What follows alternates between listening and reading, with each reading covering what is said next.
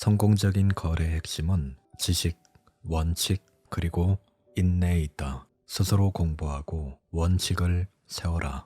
그리고 마지막 단계는 이 원칙을 실천에 옮기는 것이다. 안녕하세요, 라이크북입니다. 오늘 소개할 책은 금융시장의 기술적 분석입니다. 지은이는 존 머피, 출판사는 국일증권 경제연구소입니다. 이 책은 기술적 분석의 교과서라고 불리는 책으로 기술적 분석의 고전입니다. 책 한 권의 기술적 분석에 거의 모든 것이 담겨 있어서 기술적 분석 공부를 하는데 매우 유익한 책이라 할 수 있습니다. 다우 이론, 추세선의 활용, 지지와 저항, 반전율, 지속형 패턴과 반전형 패턴, 거짓 돌파 여과 장치, 캔들 분석, 자금 관리와 전술, 엘리엇 파동 이론 등 실전 투자에 도움이 되는 기술적 분석의 기본과 심화 과정을 다루고 있습니다. 이번 시간에는 기술적 분석의 기본기부터 심화 과정까지 풍부한 책 예시와 한국장 실전 예시를 같이 살펴보면서 알아보도록 하겠습니다. 영상의 모든 내용을 담을 수 없기에 기회가 되신다면 직접 책을 한번 읽어보시면 더욱 도움이 될 것이라 생각합니다. 그냥 틀어놓으시고 편안하게 들으시면 됩니다. 이 영상이 여러분에게 많은 도움이 되길 바랍니다.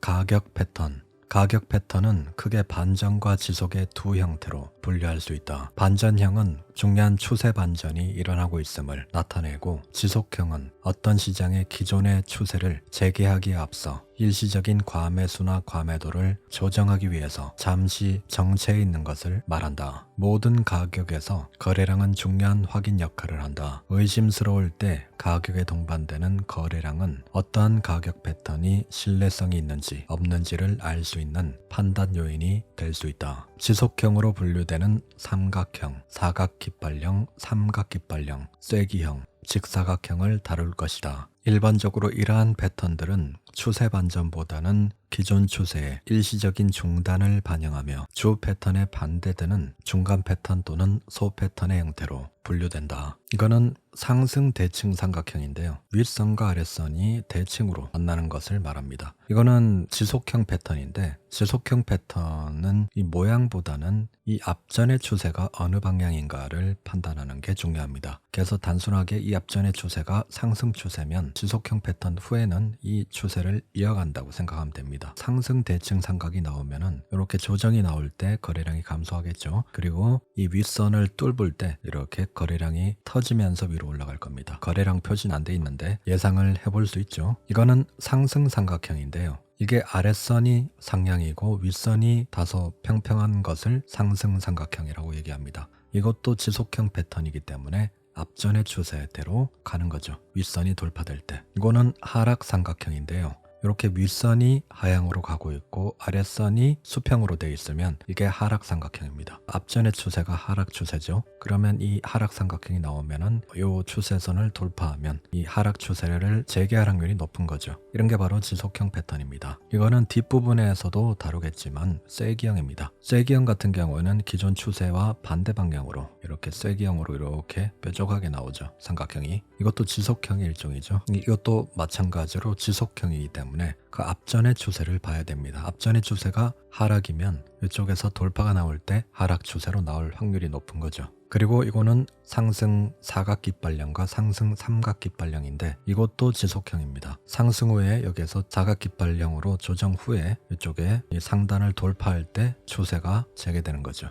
이것도 삼각깃발령인데 상단을 돌파할 때 상승 후에 조정 그리고 다시 추세 재개가 나오는 거죠. 이렇게 지속형 패턴들을 알고 있으면은 이런 식으로 흘러가겠구나를 예상할 수 있는 거죠. 돌파가 나오는 포인트에서 매수를 해볼 수 있는 거고, 아니라 하면 더 이상 떨어지지 않고 이렇게 2번 4번을 형성하면은 이거 대칭 삼각형으로 가는 거구나. 그러면 이 저점에서 매수를 해볼 수도 있는 거죠. 손절을 걸어두고요.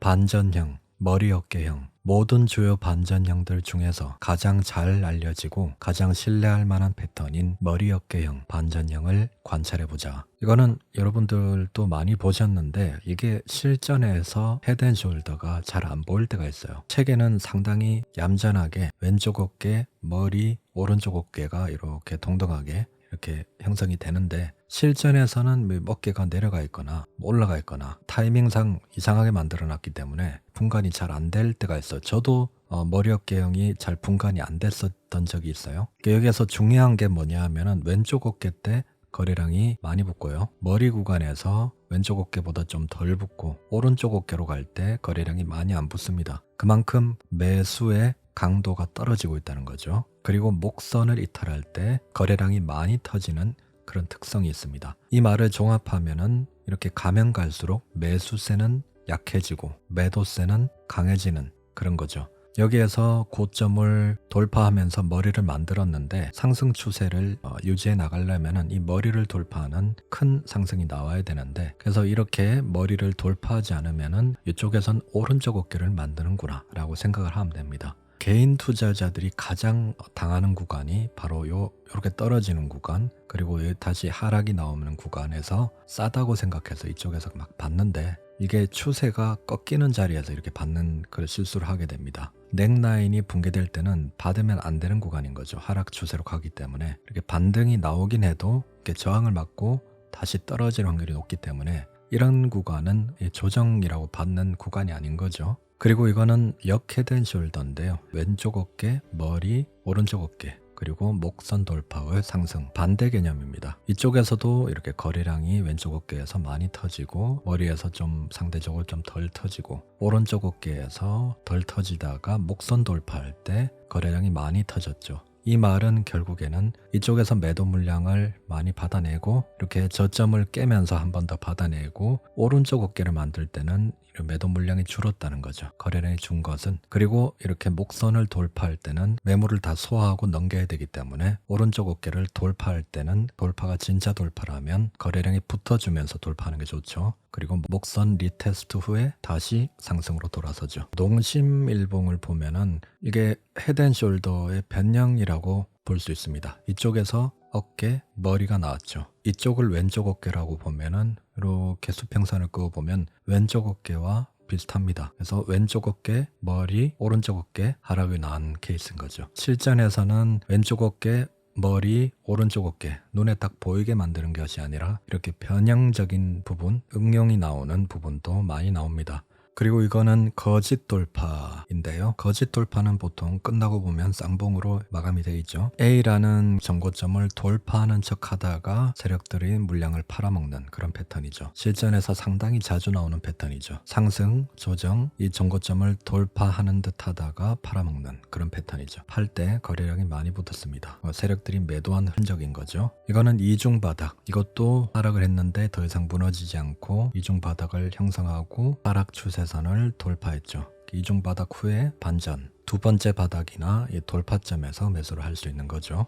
이거는 지지와 저항을 이용하는 건데 상승 후에 이렇게 내려갔는데 더 이상 떨어지지 않고 61선의 지지를 받았죠. 그리고 상승, 그리고 다시 떨어졌는데 이쪽에서 더 이상 떨어지지 않고 쌍바닥을 보이고 있죠. 요 구간에서 거래량이 말라붙었죠. 그렇다는 것은 여기에서 이중바닥, 두 번째 바닥의 신호, 그리고 거래량의 소멸, 지지와 저항을 활용해서 매수를 해볼 수 있는 자리인 거죠. 상승, 쌍바닥, 조정 후에 다시 상승이 나왔죠. 그리고 이거는 상승 확장형인데요. 이거는 삼산형 패턴과 비슷하다고 보면 되는데 주로 이거는 고점 부근에서 많이 나타나는데 자주 나타나진 않고 고점 부근에서 계속 고점을 올리는 듯 하면서 팔아먹죠. 올리는 듯 하면서 팔아먹고 고점 부근에서 세력들의 분배 과정에서 이런 패턴이 나옵니다. 확장형, 이렇게 넓어지는 패턴이 확장형입니다. 분명히 상승을 하는데 계속 떨어져요. 상승하는데 떨어지고 상당히 더러운 패턴입니다. 이동평균은 모든 기술적 지표 가운데 가장 다양하고 널리 이용되는 것 중에 하나이다. 차트 분석은 매우 주관적으로 해석되기 때문에 시험하기가 어렵다. 반대로 이동평균 규칙은 쉽게 특정한 매수 및 매도 신호를 발생시킨다. 이동평균은 근본적으로 추세 추적 장치이다. 이동평균 시장을 따라가며 추세가 시작되었다는 사실을 우리에게 알려준다. 어떤 거래자는 추세 신호를 명확하게 보기 위하여 단 한 개의 이동평균만을 사용한다. 단기 평균을 사용하면 5일 또는 10일 이평선이죠. 가격 변화를 아주 근접하게 따라가며 여러 번 교차가 일어난다. 이러한 현상은 좋을 수도 있고 나쁠 수도 있다. 매우 민감한 평균을 사용하면 보다 많은 거래를 하게 되고 결과적으로 많은 돌출이 나타난다. 이동 평균이 너무 민감하면 랜덤한 가격 변화에서도 잘못된 추세 신호가 나타날 가능성이 높다. 단기 평균은 많은 잘못된 신호를 발생시키기도 하지만 변화하고 있는 추세 신호를 조기에 나타낸다는 장점도 갖고 있다. 따라서 맞출 때 균형을 잘 잡아야 한다. 조기 신호를 발생시킬 만큼 충분히 민감하면서도 랜덤한 노이즈를 피할 수 있을 만큼 민감도가 떨어지는 이동평균을 찾아내는 것이다. 신호 생성을 위한 두 개의 이평선 활용법. 이러한 기법을 이중교차법이라 한다. 예를 들어 자주 사용하는 조합 두 가지는 5일선과 20일선 및 10일선과 50일 평균이다. 매수 신호는 5일 평균이 20일 평균을 상향 돌파할 때 발생하고 매도 신호는 5일이 20일을 하향 돌파할 때 발생한다. 두 개의 평균을 사용하는 기법은 하나의 평균을 사용하는 것에 비해 좀 더 시세에서 뒤떨어지지만 손해를 줄일 수 있다. 이동평균의 장단점. 첫째, 이동평균은 추세 방향과 일치한다. 둘째, 이동평균은 수익을 극대화하고 손실을 줄인다. 셋째, 이동평균 시스템은 평균 원리에 기초한 특정 매수 및 매도 신호를 제공함으로써 사용자가 이러한 규칙에 어쩔 수 없이 따르도록 한다. 어느 추세 시장에서나 이동평균이 뛰어난 것은 아니다. 다른 때에는 과매수, 과매도, 오실레이터와 같은 비추세적 기법이 더 적절하다. 시장이 추세적 국면일 때는 이동평균이 잘 맞지만 가격이 횡보 국면을 나타내는 비추세 기간에는 거의 도움이 되지 않는다. 다행히도 이러한 횡보 국면에 이동평균보다 상당히 잘 맞는 지표가 있다. 그것이 바로 오실레이터이다. 오실레이터는 추세적인 단계에서도 가격 차트와 연계하여 사용될 때 보통 과매수 또는 과매도 상태라는 단기적인 극한 상황을 거래자에게 경고하기 때문에 매우 가치 있는 도구이다. 오실레이터는 기본적인 추세 분석을 한 후에 적용되어야 한다는 점에서 보조적인 지표이다. 따라서 기술적 분석가들이 사용한 여러 가지 형태의 오실레이터를 검토하여 중요한 추세 방향에 따라 거래하는 것이 중요하다. 보조지표에만 너무 의존을 해서 보조지표로 매수 매도를 검토를 하지 말고 일단 중요한 추세 방향과 다른 것을 보고 보조지표를 보조지표로서 활용을 해란 말이죠. RSI, MACD를 두 개를 조합을 해서 사용하는 방법인데 이쪽에서 RSI 과매도 신호가 떴고 이쪽에서 이렇게 방향을 돌릴 때 MACD 매수 신호가 떴습니다. 그래서 투자자의 성향에 따라 다르지만 RSI 과매도 신호가 뜰 때 분할 매수로 접근할 수도 있고 MACD 신호가 뜰 때 이렇게 방향을 돌릴 때 매수로 접근하는 투자자들이 있습니다. 아니면 둘을 함께 사용해서 여기에서 1차 매수, 방향을 돌릴 때 2차 매수로 활용할 수도 있는 거고 투자자의 성향에 따라서 이런 보조지표들을 활용할 수 있는 거죠. RSI,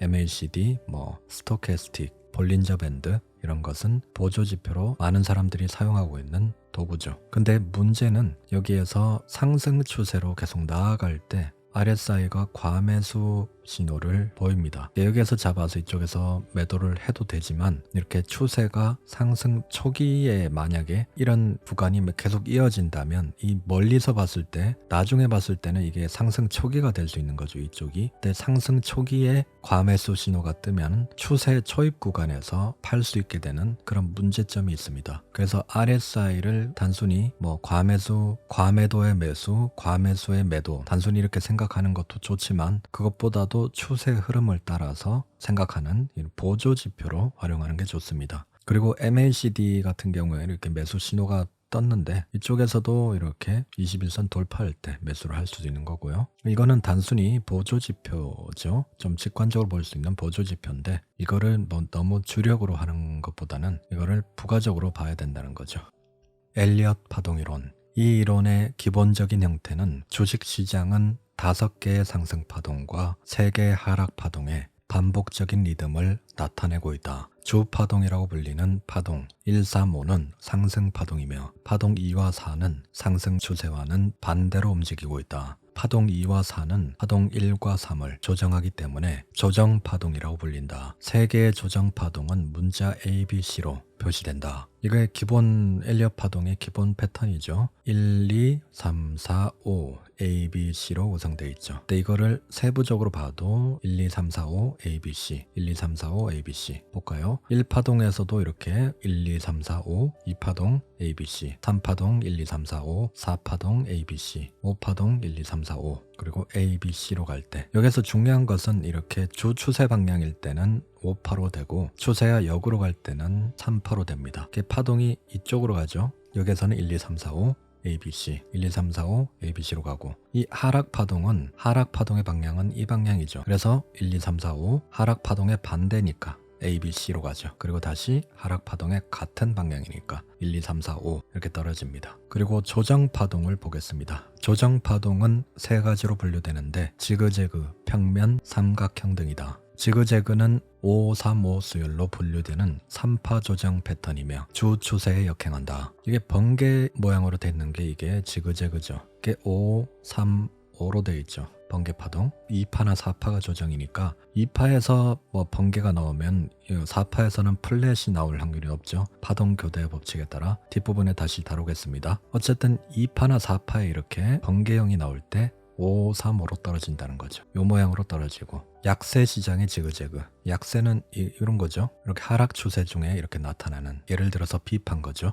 이렇게 5, 3, 5로 가죠. 그리고 2연속 지그재그는 쉽게 말해서 번개가 두 번 치는 걸 말하는데 번개가 두 번 칠 때는 이렇게 접속파, X파가 연결을 해줍니다. 그리고 다시 번개가 치고 번개가 두 번 치는 조정이 나올 수 있죠. 평면, 플랫. 평면 조정이 지그재그 조정과 다른 점은 평면은 3, 3, 5 패턴을 따르고 있다는 것이다. 일반적으로 평면은 조정이라기보다는 오히려 강화이고 강세 시장에서는 힘의 신호로 간주된다. 이거는 이렇게 평면, 플랫형인데 이렇게 3, 3, 5로 되는 거죠. 조정 패턴에는 번개형이 있고 플랫형이 있습니다. 주가가 와리가리 하면서 크게 떨어지지 않은 거고 그래서 이거는 강화형이라고도 얘기를 한다는 거죠. 이게 변칙적인 플랫형인데 이쪽에서 고점을 올렸다가 떨어지는 이런 변칙형이 나오기도 합니다. 이 아래 거는 약세 시장의 변칙인데 여기에서 저점을 깼다가 고점 다시 들어올리는 이런 패턴이 나오기도 하는 거죠. 기존 추세가 이런 상승 추세에 이런 지그재그나 이런 번개형이나 이런 플랫형이 나온다면 이게 상승 추세에 대한 조정이구나 라고 생각하면 됩니다. 삼각형은 보통 네 번째 파동에서 일어나며 주 추세 방향으로 움직이는 마지막 이동 앞에 나타난다. 그러므로 상승 추세에서 삼각형은 강세라고도 할 수 있고 약세라고도 할 수 있다. 엘리엇이 말한 삼각형은 보통 지속형이라는 것을 기억하라. 앞전에 봤듯이 이렇게 하락세기형이 나올 때는 추세와 반대 방향으로 이렇게 기울기를 가지는 거죠. 그리고 다시 추세 재개. 이거는 하락 추세일 때 이렇게 상승하는 세기형이 나오고 그리고 다시 추세 재개. 기존 추세와 반대되는 그런 방향으로 갔다가 다시 추세 재개하는 그런 특징이 있습니다. 상승, 조정, 상승. 이것도 지속형인 거죠. 파동 교대의 법칙. 교대의 법칙이란 보통 시장이 연속해서 두 번 똑같이 변하지 않는다는 의미를 내포하고 있다. 어떤 형태의 고점 또는 저점이 지난번에 나타났다면 아마 이번에는 다시 나타나지 않을 것이다. 파동 2가 복잡한 것이라면 파동 4는 아마 단순한 것이 될 것이다. 이게 파동 교대 법칙인데요. 여기에서 2파가 이렇게 번개형으로 단순한 조정이 나오면은 4파는 복잡한 플랫형이 나온다는 거죠. 그리고 반대로 2파가 복잡한 플랫형 조정이 나오면 4파는 단순한 번개형이 나온다는 거죠. 2파에서 지그재그형 번개형이 나오면 4파에서는 플랫형 조정이 나올 수 있다고 예상을 하면 됩니다. 그리고 여기에서 2파에서 플랫형 조정이 나오면 4파에서는 지그재그형이 나올 수 있다. 이게 파동 교대 법칙입니다. 이거는 피보나치 반전인데 여기에서 저점에서 고점까지 끄어서 이렇게 상승 추세 중에 일시적인 되돌림이 38%, 50%, 62%까지 되돌림이 나올 수 있다는 거죠. 여기서 38%에서 지지받고 돌렸고 50에서 지지받고 돌렸죠. 그리고 이쪽에서 62% 이상 떨어졌다가 아래 꼬리 달고 올렸습니다. 피보나치 반전을 활용해서 눌림목에서 매수하는 방법도 많이들 활용하고 있는 방법입니다. 자금 관리와 거래 전술. 성공적인 거래는 세 가지 중요한 요인, 즉 가격 예측, 시점 선택, 그리고 자금 관리가 고려되어야 한다. 1.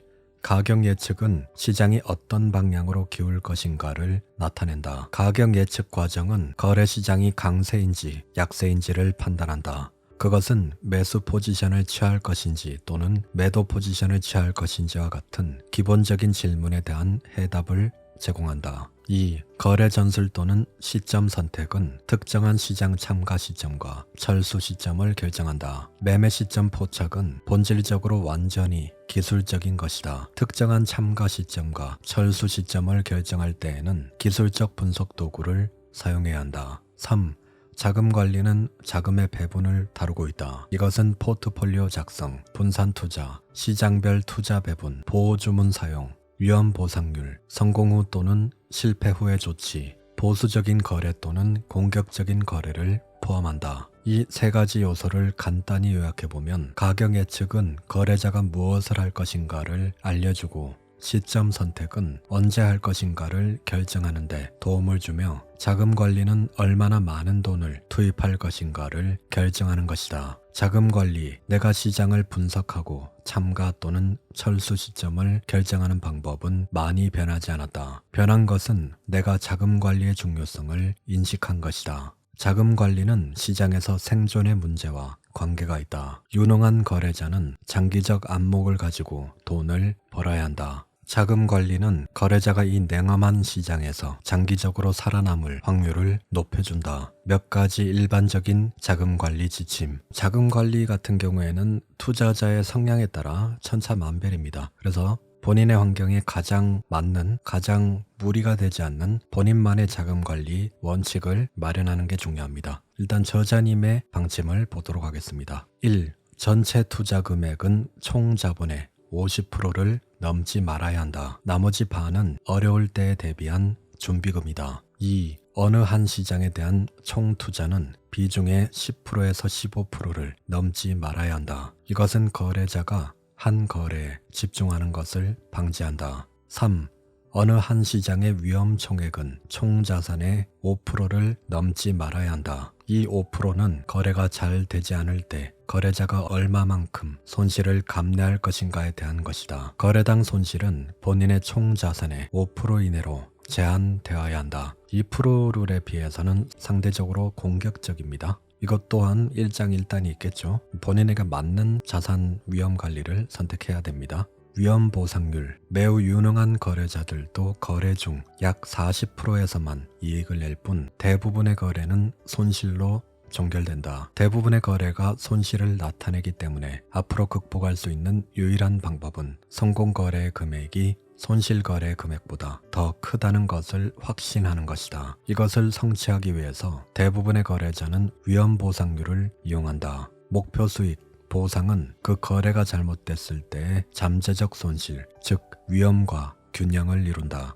가장 일반적인 척도는 3대1 보상률이다. 잠재 수익은 적어도 어떤 거래를 하려고 마음먹었을 때 잠재 손실의 3배가 되어야 한다. 수익은 길게 하고 손실은 짧게 끊으라는 말은 오래된 격언 중 하나이다. 1년 단위 기간에 비교적 소수의 거래만이 큰 수익을 내기 때문에 이런 소수의 큰 돈을 버는 사람들은 그 기회를 최대로 늘리는 것이 필요하다. 수익을 길게 하는 것이 그것을 이루는 방법이다. 자금 관리와 거래 지침의 요약. 1. 중간 추세의 방향에서 거래하라. 2. 상승 추세에서는 일시 하락 시 매수하고 하락 추세에서는 일시 상승 시 매도하라. 3. 수익은 길게 가져가고 손실은 짧게 끊어라. 4. 손실을 제한하기 위하여 가격 역지정 주문을 사용하라. 5. 충동적으로 거래하지 말고 계획을 세워서라. 6.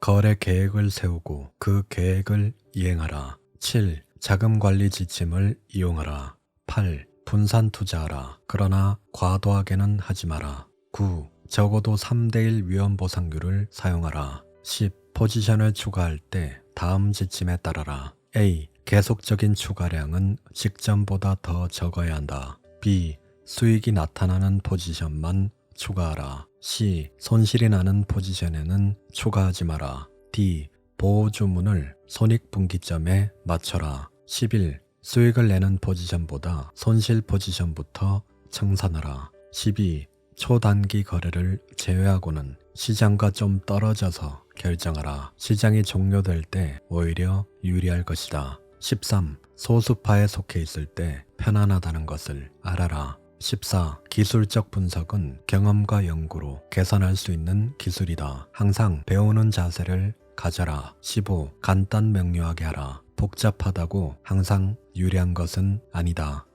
책 내용은 여기까지입니다. 이 영상이 도움이 되셨다면 구독과 좋아요 부탁드립니다. 다음에 더 좋은 영상으로 찾아뵙겠습니다. 라이크북이었습니다. 감사합니다.